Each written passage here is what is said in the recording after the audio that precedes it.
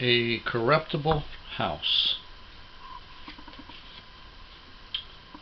The Lord refers to us as a house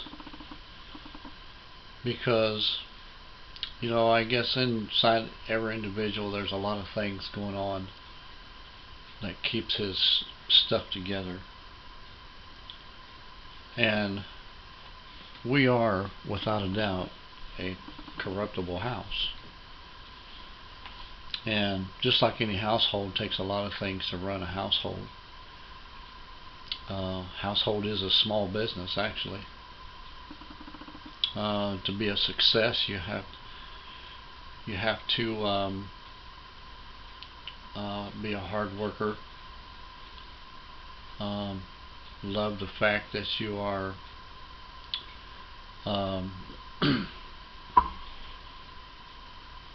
maintaining your house.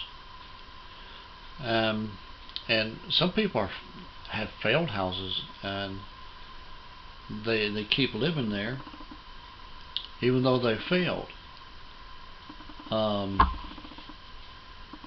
It seems like they're not really being a success, but they're just satisfied in a stale situation. And what put me onto this subject was I had a dream last night that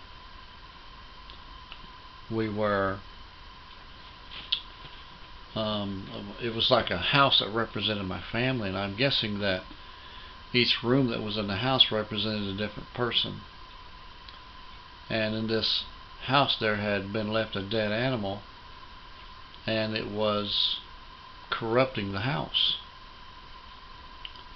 and in each room of the house.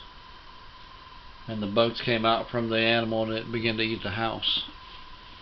And at the end of the dream, my mom was trying to escape from the house, but it was like one floor of the house was like collapsed, just totally collapsed.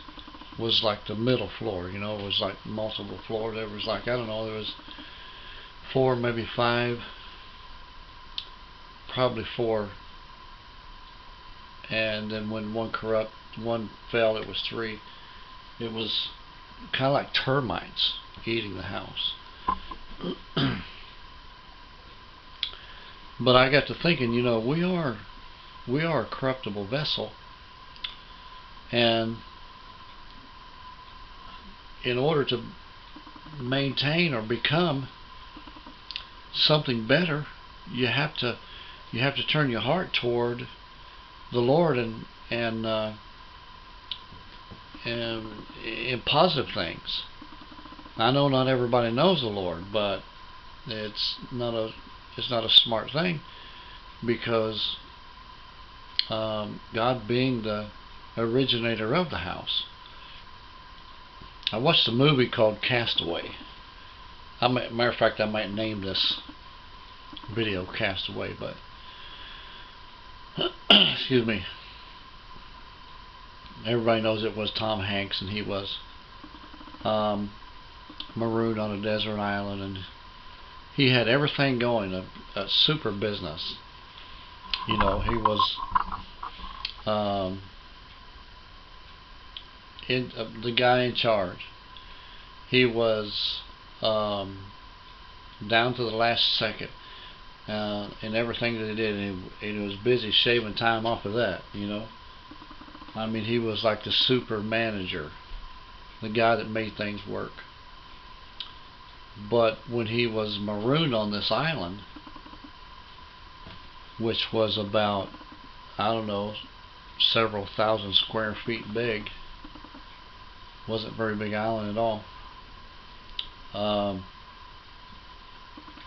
All of a sudden, he didn't know anything.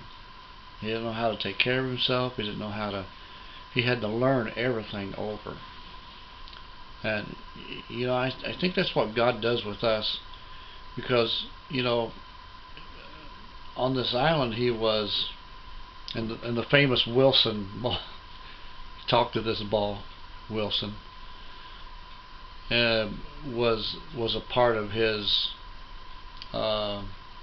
way of handling the situation he was in. But that's what we have to do. We have to handle the situation we're in.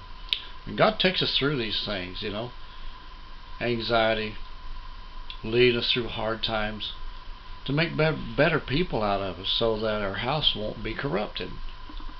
What is a corruptible house? A corrupted house. A corrupted house is corrupted house is one that is unorganized, don't pray, don't know God, don't want to know God,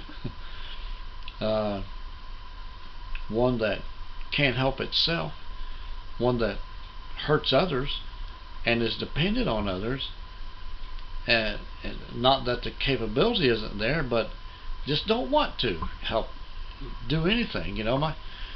I've got family like that, man. They're a terrible burden every place they go, and sometimes they pick themselves up for a little while. They don't care, don't have a reason to care. It's a corrupted house. I want, and a lot of my family is like that. I need to get my family out of that corrupted house into a better way. I guess why Jesus called the way, the truth, and the life. And at the end, and this is the reason why I want to call this castaway, I guess, because at the end, where the Lord said, those that do not know Him will be cast away. Literally. Cast away from the Lord forever. Ever, forever. Never know Him again. Alright. Okay, so God bless. Thank you for joining me. See you again next time. Crossing the Little Ministry, another great subject. God bless.